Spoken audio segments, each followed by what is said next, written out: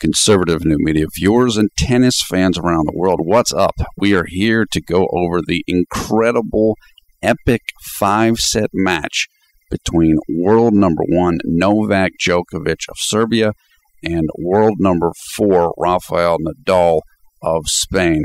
Nadal has just won the 5-set match on the final score of 6-4, 3-6, 6-1, 6-7, and 9-7. The match took 4 hours and 37 minutes to complete, approximately, and this was only the second time in his long French Open career, I believe, that Rafael Nadal has been forced to 5 sets at the French Open, including the time when he lost to Robin Soderling, I believe, in 2009. That match was only 4 sets. So, with the victory, Nadal's record at Roland Garros is 58-1, with the 1 defeat coming to Soderling in a year in which I believe Nadal was injured during that tournament. Both men had chances to win this match. Nadal was serving in the 4th set, up 6-5, and Djokovic broke him in order to extend the match, take it to a tiebreaker, in which Djokovic won and sent the match into the 5th set.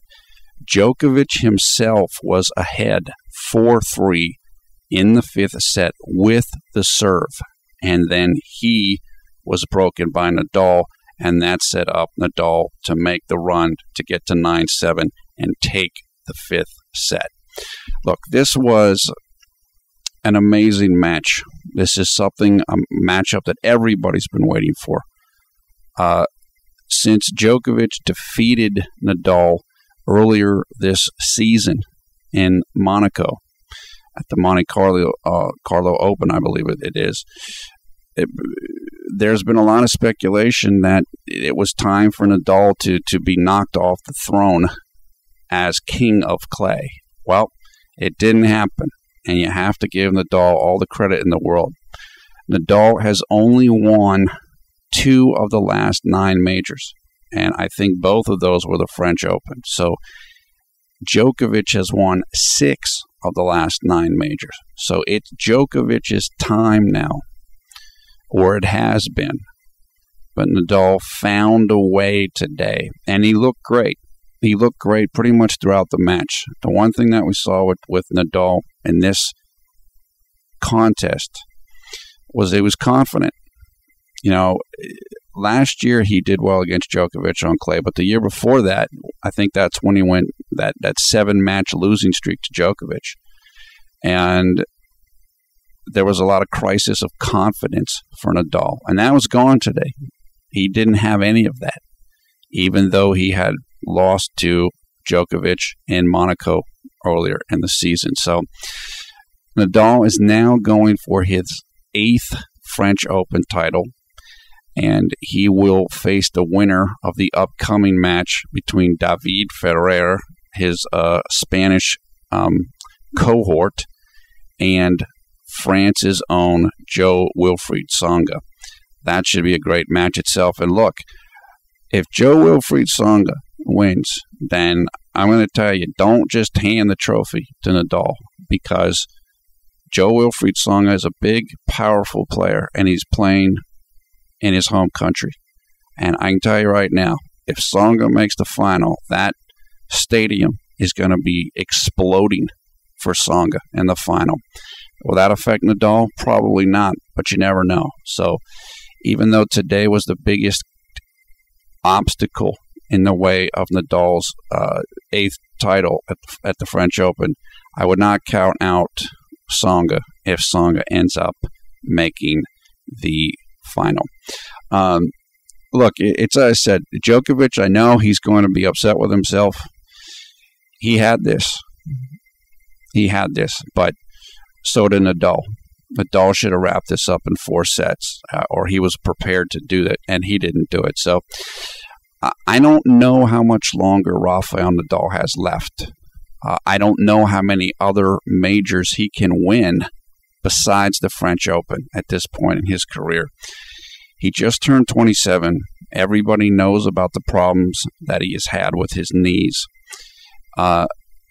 He's not a hard court player, although he became a hard court player. He became much better later in his career, and I know he won at least one hard court tournament this year. So who knows? Maybe he's found the fountain of youth, but Nadal's played such a long time, and his style of play is so physically demanding that for someone who just turned 27 years old, I don't know how much longer he's got. Maybe he's got 2 more years to win major championships. But he did what he needed to do today. The Spanish Bull as his nickname, and we give him and his fans all the credit in the world. This was a great match. It lived up to the expectations, and if you haven't seen it, you should try to watch it, and certainly watch the highlights. We will put, as soon as we can, links to video highlights in the video description below the video player, so you can check them out as soon as some become available, and we'll also put links to stories about the match.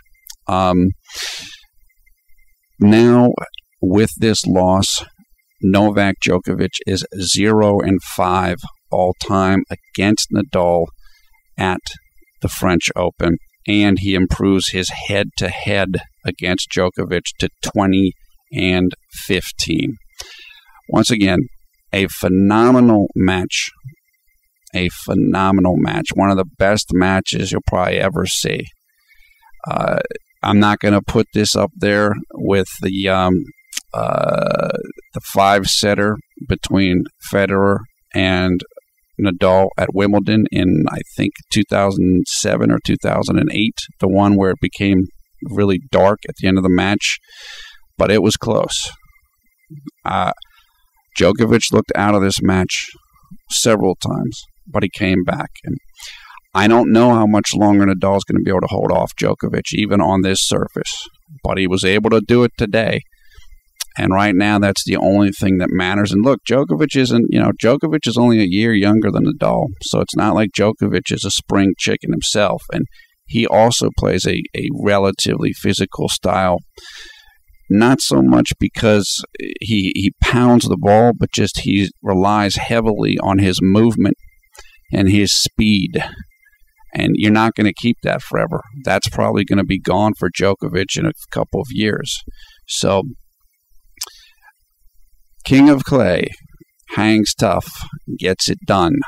We feel bad for the Serbian fans around the world. I know there was a whole bunch of people watching this match in Serbia and of Serbian descent all around the world.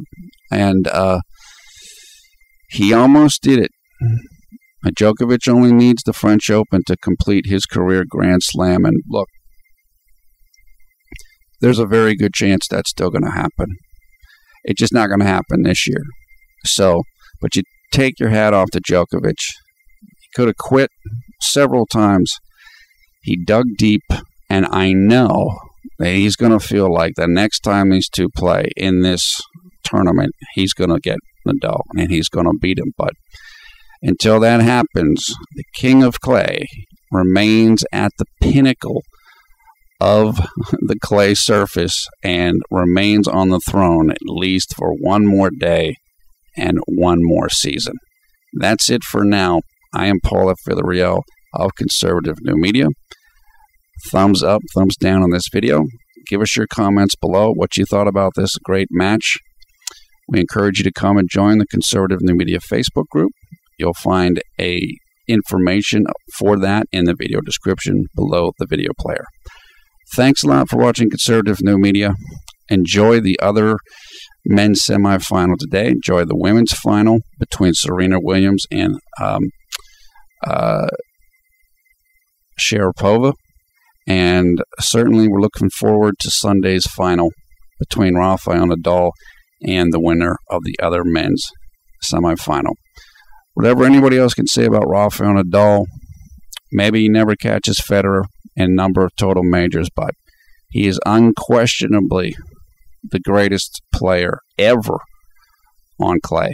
There's nobody even close. Certainly no male player. And he proved it again today in what might have been his toughest test ever on this surface.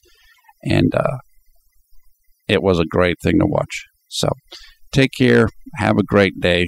We'll see you again soon.